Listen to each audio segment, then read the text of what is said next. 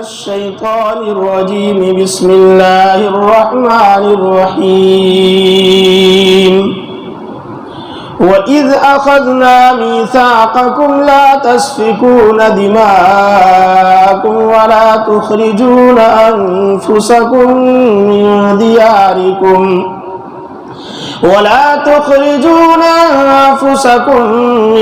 دياركم ثم أقررتم وأنتم تشهدون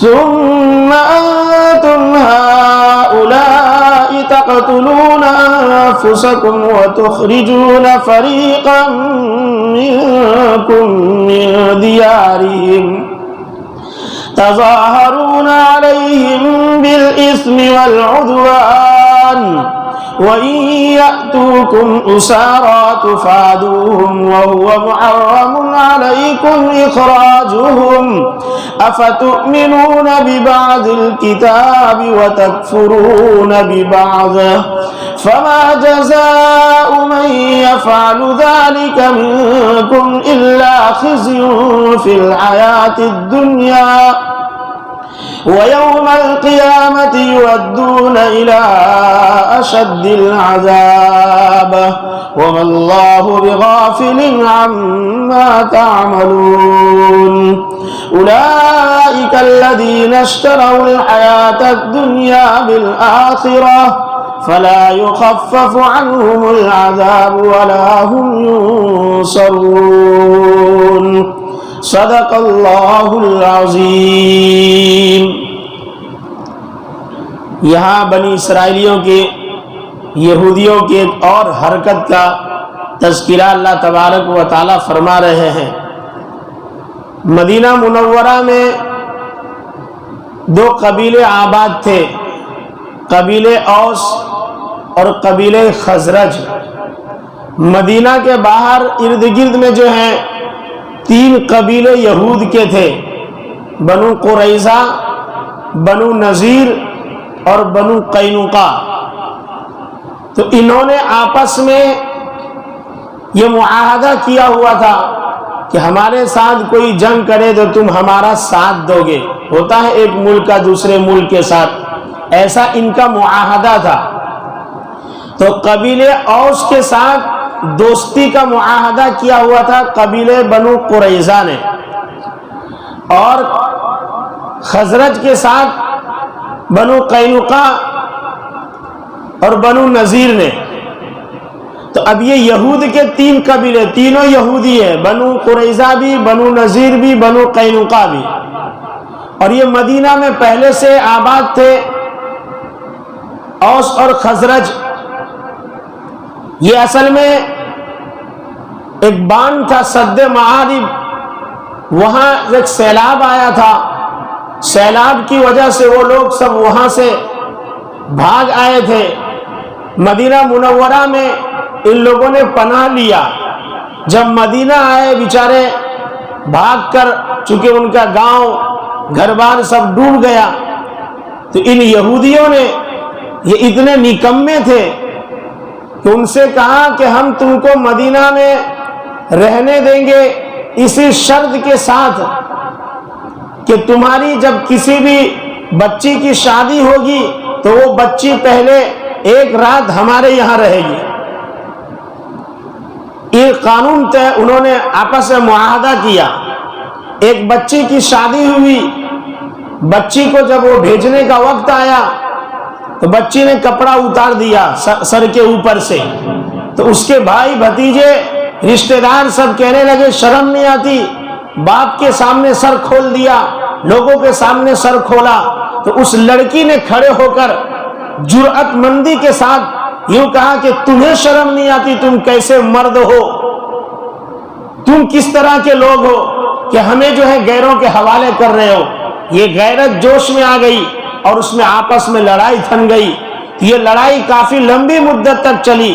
اس وقت یہ یہودی یہ کہتے تھے کہ دیکھنا وہ محمد آئیں گے نا، ان کے ساتھ رہ کر ہم تم کو ماریں گے۔ نتیجہ جب حضور صلی اللہ علیہ وسلم آئے، یہ انتظار کر رہے تھے کہ نبی سچے ہیں۔ یہ قبیلے اوس اور قبیلے خزرج والے حج پڑھنے گئے ہوئے تھے. حضور اکرم صلی اللہ علیہ وسلم کو نبوت مل چکی تھی. دیکھا کہ مینا کے وادی میں کوئی ہے جو لوگوں کو ایک الگ بات کی دعوت دے رہا ہے. یہ لوگ بھی گئے, حضور اکرم صلی اللہ علیہ وسلم کی بات سنی تو ان کو ایسا لگا کہ یار یہ جس کی دھمکی ہم کو یہود مدینہ دیتے ہیں یہ تو وہی لگتے ہیں, چلو نا ان سے پہلے ہم ہی ان کے ہو جاتے. وہ مسلمان ہو گئے. 7 آدمی گئے, محنت کیا, وہاں جا کر دوسرے سال 70 لوگوں کو تیار کیا. 70 لوگوں کا قافلہ آیا دوسرے سال حج میں. حضور اکرم صلی اللہ علیہ وسلم سے گفتگو ہوئی, پھر یہ سب کے سب گئے. اس میں حضرت عبداللہ ابن ام مکتوم رضی اللہ تعالیٰ عنہ کو اور حضرت مصعب ابن عمیر رضی اللہ تعالیٰ عنہ کو مدینہ کا استاذ بنا کر بھیجا. اللہ کے رسول صلی اللہ علیہ وسلم نے یہاں جا کر انہوں نے پوری محنت کی, اور مدینہ منورہ میں جب حضور اکرم صلی اللہ علیہ وسلم ہجرت کر کے گئے تو یہی وہ لوگ جن کو مجبور سمجھا جاتا تھا آگے چل کر یہ انصار مدینہ کہلائے. ان کو سمجھتے تھے کہ باہر سے بھگوڑے آئے ہیں. اللہ تبارک و تعالیٰ نے انہی کو یہ شرف عطا فرمایا کہ وہ انصار کہلائے, اور یہاں سے جو حضور اکرم صلی اللہ علیہ وسلم کے ساتھی گئے یہ مہاجر کہلائے. بہرحال تو یہ اوس و خزرج, تو اوس کی دوستی بنو قریظہ سے تھی اور بنو نذیر بنو قینقاع کی دوستی خزرج سے تھی. یہ یہودی تینوں قبیلے والے. اب جب جنگ ہونے لگتی قبیلے اوس و خزرج کی تو یہ بنو قریظہ والے اوس کا ساتھ دینے جاتے تھے, اور بنو نذیر اور بنو قینقاع والے خزرج کا ساتھ دینے. جب آپس میں لڑائی ہوتی اور اس میں کوئی یہودی پکڑا چلا جاتا, قبیلے بنو نذیر کا پکڑ کر وہ لے کر چلے جاتے اوس والے, تو اب قیدی چھڑانے ہیں تو یہ سارے یہودی مل کر پیسے جمع کرتے تینوں مل کے اور ان کو چھڑانے جاتے. تو ان سے کہتے بھائی کہ تم چھڑا کیوں رہے ہو؟ بولے یار ہمارے ہیں نا. تو بولے پھر لڑنے کیوں گئے تھے؟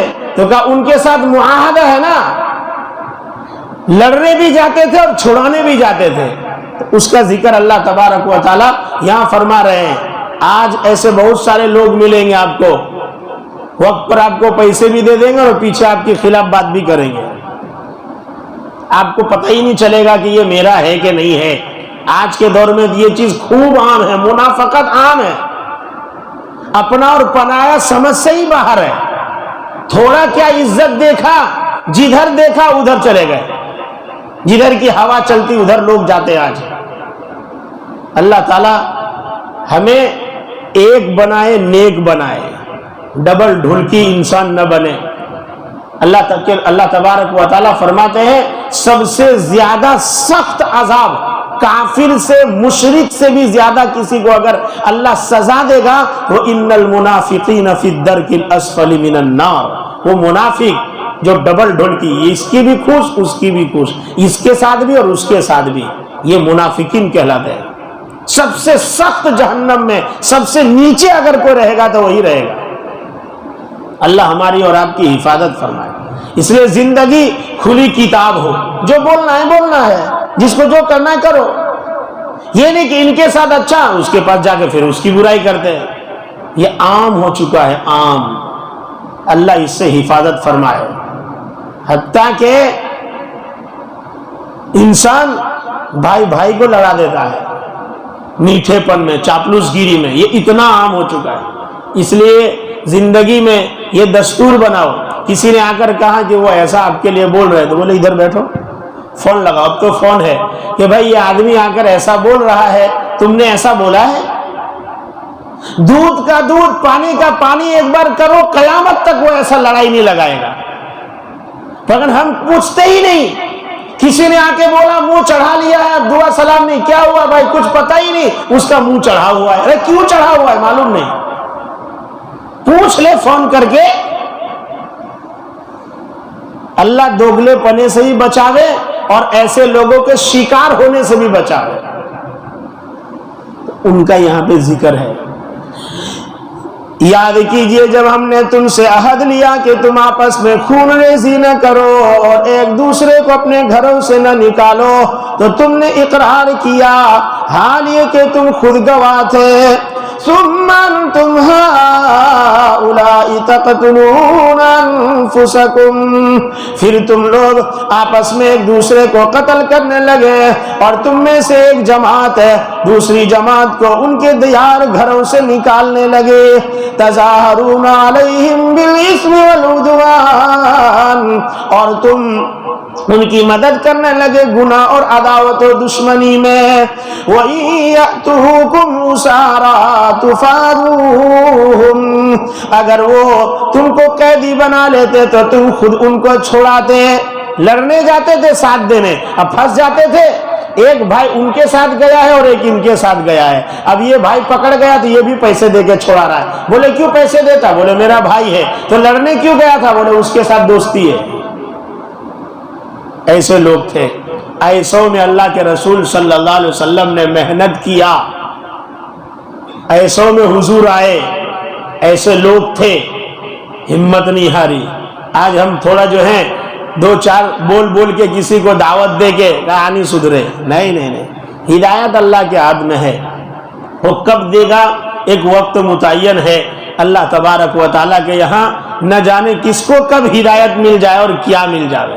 ہم کو تو صرف بولتے رہنا ہے، کسی سے نفرت نہیں رکھنی ہے۔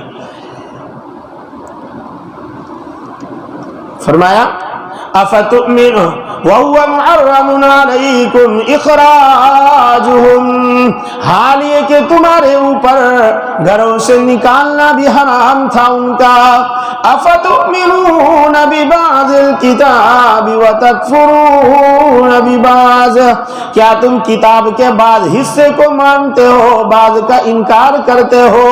یعنی اللہ تعالیٰ نے جہاں یہ کہا کہ قیدی اگر ہو تو ان کو چھوڑاؤ، تو اللہ نے یہ بھی تو کہا ہے نا کہ جھگڑے کو ختم کرو، تو بجائے تم جھگڑا ختم کرنے کے ساتھ دے کے جھگڑا بڑھاتے ہو، اور جب پھنس جاتے ہو تو چھڑانے جاتے ہو۔ دیکھا جہاں اللہ نے قیدی چھڑانے کہا ہے وہاں اللہ نے جھگڑے کو بھی مٹانے کا حکم دیا ہے۔ فما جزاء من يفعل ذلك منكم الا خزي في الحياة الدنيا، سو بدلہ ان لوگوں کا جو تم میں سے وہ کرتے ہیں رسوائی دنیا کی زندگی میں، وَيَوْمَ الْقِيَامَةِ يُرَدُّونَ إِلَىٰ أَشَدِّ الْعَذَابِ، اور قیامت کے دن وہ سخت عذاب کی طرف لوٹائے جائیں گے، وَمَا اللَّهُ بِغَافِلٍ عَمَّا تَعْمَلُونَ، اللہ غافل نہیں ہے تمہارے کرتوتوں سے جو کچھ تم کر رہے ہو۔ انسان سوچتا ہے ہاں کوئی نہ کہتا نہیں، کوئی نہ کہتا نہیں، کوئی نہ کہتا نہیں، اللہ سن رہا ہے۔ اس لیے جو آدمی ایسی بات لے کر آوے نا کہ تمانیج کے کوئی نہ کہتا نہیں، سمجھ جانے کا یہ بات جھوٹا ہے۔ جب سچا ہے تو تمانیج کے ایسا کیوں بولتا ہے؟ اوپن بول، سچا ہے تو، ورنہ بول مت، اس کو چھپا کے رکھ۔ مومن کا کام تو کیا ہے؟ مومن ایک دوسرے میں صلح کراتا ہے۔ فرمایا انما المؤمنون اخوہ، مومن کا بھائی ہے۔ فاصلحوا بین اخویکم، تم آپس میں دوسروں کے صلح کراؤ، دوستی کراؤ، اور اللہ سے ڈرو لعلکم ترحمون، تاکہ تم پر رحم کیا جائے۔ مومن کا کام یہ ہوتا ہی نہیں ہے لگائی بجھائی والی، یہ کام تو منافقین کا ہوتا ہے۔ اولئک الذین اشتروا الحیاۃ الدنیا بالآخرہ، وہی لوگ ہیں جو دنیا کی زندگی کو اختیار کرتے ہیں آخرت کے بدلے۔ تھوڑا بہت مل جاتا ہے، بعد میں دے دیا جا کر کہ بھائی ایسا ہے وہ ویسا ہے، ہاں وہ ان کا دھندا ایسا ہے 2 نمبر کا، کس کو معلوم؟ پورا معاشرہ ہمارا، محلہ ہمارا، سارے ایمان والے، بیچ کی بات باہر گئی کیسے؟ پتا چلا کوئی منافق محلے میں رہتا ہے۔ اس قوم کو نقصان جتنا نفاق سے پہنچا ہے، حضور اکرم صلی اللہ علیہ وسلم کو جو تکلیفیں منافقوں نے دی ہے وہی تکلیفیں آج امت میں پیدا ہے۔ یہ قوم بک جاتی ہے، یہ قوم جاسوسی کرتی ہے، یہ قوم 5,000 10,000 میں اپنے ایمان کا سودا کر رہی ہے، اس لیے قوم پریشان ہے۔ اللہ فرماتا ہے اولئک الذین اشتروا الحیاۃ الدنیا بالآخرہ، وہی لوگ ہیں جو آخرت کے بدلے دنیا خرید رہے ہیں، آخرت کو چھوڑ رہے ہیں اور دنیا خرید رہے ہیں۔ کہ بھول جاؤ فلا یخفف عنہم العذاب، ان سے عذاب کو ہلکا نہیں کیا جائے گا، سخت عذاب دے گا اللہ۔ ولا هم ينصرون، اور نہ ان کی مدد کی جائے گی۔ واپس حضرت موسیٰ علیہ السلام کا تذکرہ فرماتے اللہ، وَلَقَدْ آتَيْنَا مُوسَى الْكِتَابَ وَقَفَّيْنَا مِن بَعْدِهِ بِالرُّسُلِ، تحقیق کہ ہم نے موسیٰ علیہ السلام کو کتاب عطا کیا اور ان کے بعد یک بعد دیگر رسول بھیجے۔ ہاں، ایک کے بعد ایک، ایک کے بعد ایک، ایک کے بعد ایک حضرت موسیٰ علیہ السلام۔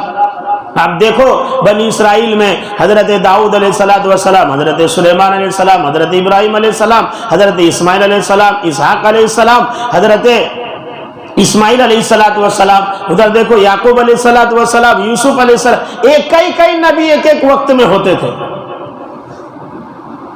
آپ کو شاید گشت میں نے بتلایا ہے کہ پہلے کے نبی ایک جاتا تو دوسرا آتا تھا، اس کے باوجود ان کی لمبی عمر تھی، اور یہ محمد الرسول اللہ صلی اللہ علیہ وسلم ان کے جانے کے بعد کوئی نبی نہیں ہے، پھر بھی ان کو ٹائم اللہ نے کم دیا۔ حالانکہ ان کے بعد نبی نہیں ہے تو ان کو لمبی عمر دینی چاہیے تھے، ان کے بعد تو کوئی نہ کوئی آتا تھا تو کم عمر میں بھی چل جاتا۔ فرماتے ہیں مفسرین، اصل میں اللہ تبارک و تعالیٰ کو پہلی امت پر کوئی بھروسہ اور اعتماد نہیں تھا، اور میرے اور آپ پر، امت محمدیہ پر اللہ تبارک و تعالیٰ کو بھروسہ اور اعتماد ہے، پتہ ہے۔ فرمایا جو مشن نبی چھوڑ کر گئے ہیں، ہمیشہ ایک امت ظاہرین علی الحق، جو حق کے اوپر رہے گی، نبی والا کام کرتے رہے گی۔ اس امت پر اللہ کو بھروسہ ہے، اللہ نے میرے اور آپ پر اعتماد کیا ہے۔ اب بولتے نا انہیں پر بھروسہ کرو اور وہ بیکار نہیں کرو، اللہ نے ہم پر بھروسہ کیا ہے، ہمیں بھروسہ توڑنا نہیں ہے، ہم کو خود بھی نیکی پر چلنا ہے اور نیکی پر چلنے کی لوگوں کو دعوت بھی دینا ہے، خود بھی نیک بننا ہے، لوگوں کو بھی بنانا ہے، خود جو ہے مسجد آباد کرنی ہے، دوسروں کو مسجد کی طرف بلانا ہے، خود بھی نیک بننا ہے، اولاد کو بھی نیک بنانا ہے، یہ ہمارا کام ہے۔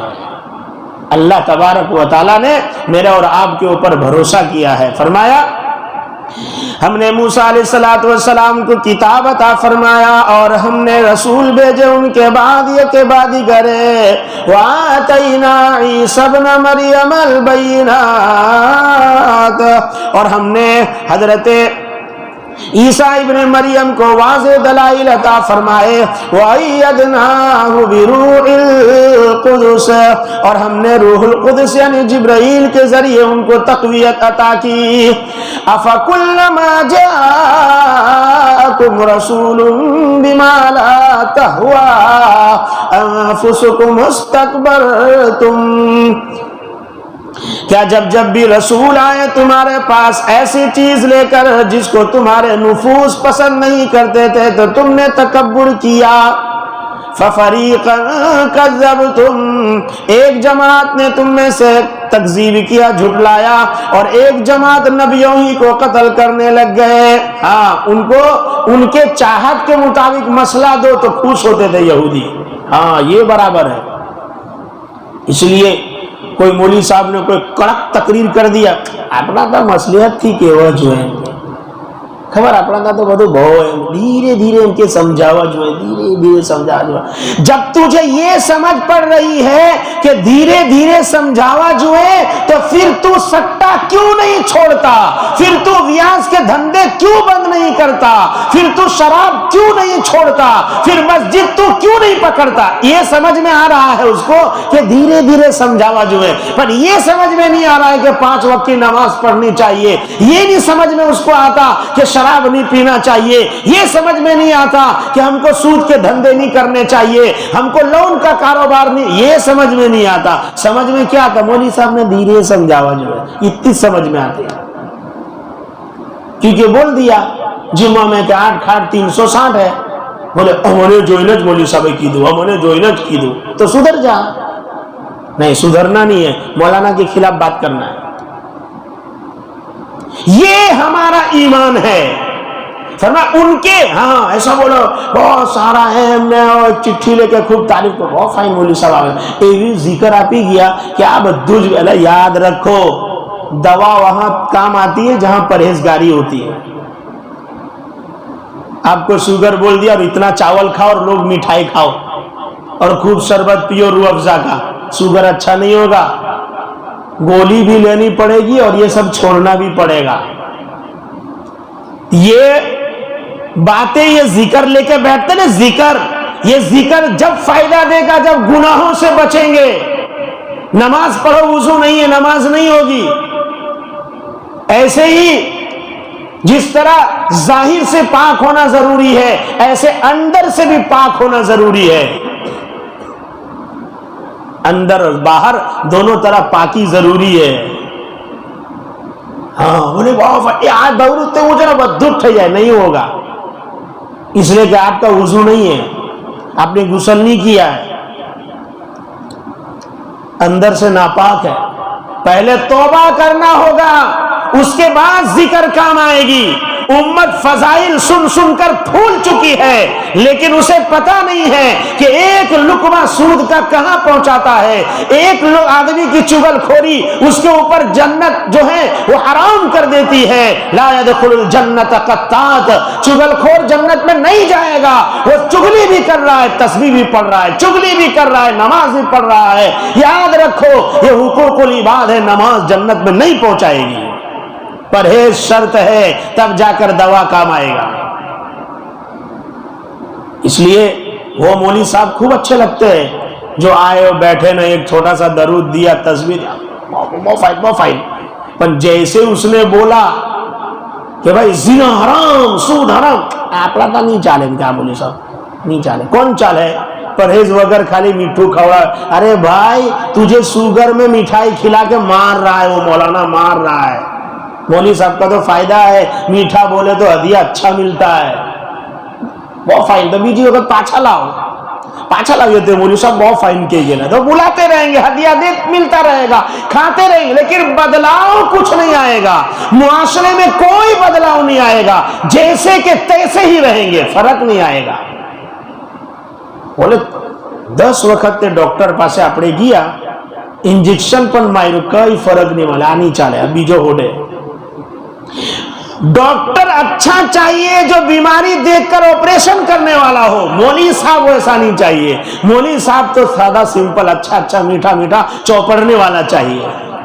کام نہیں چلے گا بھائی.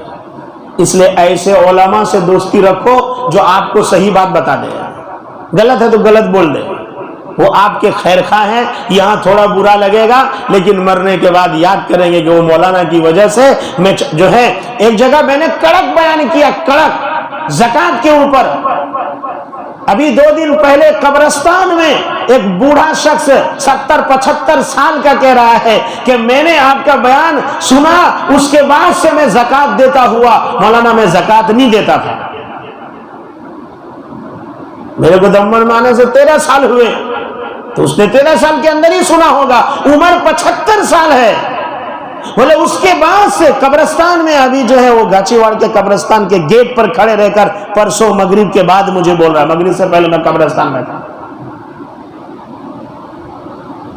بولے میں نہیں کرتا ہوتا پر تمہیں کیدوں کہ نہیں کاروانا سو اللہ نہ طرف تے عذاب چھے تیٹی ہمیں کارتا ہے تو سکون تھی چھے. پہلا پیسہ بچتا نہیں تھا، وہ برکت چھے. آپ کڑک بات سننے کی عادت ڈالو، اللہ آپ کی زندگی کو نرم بنا دے گا. اور اگر چوپڑ کر رہے ہیں آپ کو اچھا لگ رہا ہے، یاد رکھو وہ مولوی صاحب آپ کے جیب پہ نظر رکھا ہوا ہے، وہ ہدیہ چاہتا ہے، تحفہ چاہتا ہے، آپ کو وہ پھلا رہا ہے، چنے کے جھاڑ پہ چڑھا رہا ہے. دور رہو ایسے لوگوں سے. اللہ تبارک و تعالی ہمارے پورے معاشرے کو دینی معاشرہ بنائے.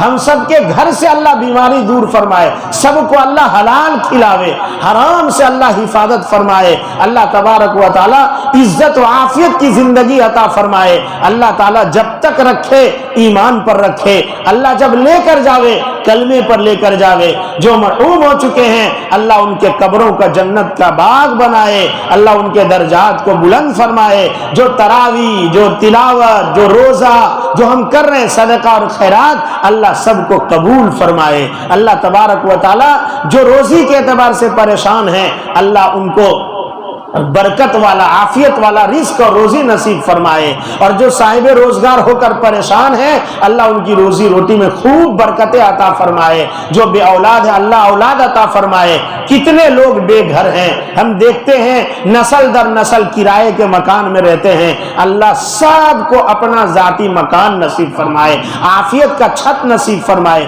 کسی کو کسی کا محتاج نہ بنائے، اللہ اپنا محتاج بنا کر رکھے، وقت آخر رضا کے ساتھ کلمہ نصیب فرمائے۔ سبحان اللہ و بحمدہ، سبحانک اللہم و بحمدک، ونشہد ان لا الہ الا انت، ونستغفرک ونتوب الیک۔ سبحان ربک رب العزت عما یصفون، وسلام علی المرسلین، والحمد للہ رب العالمین۔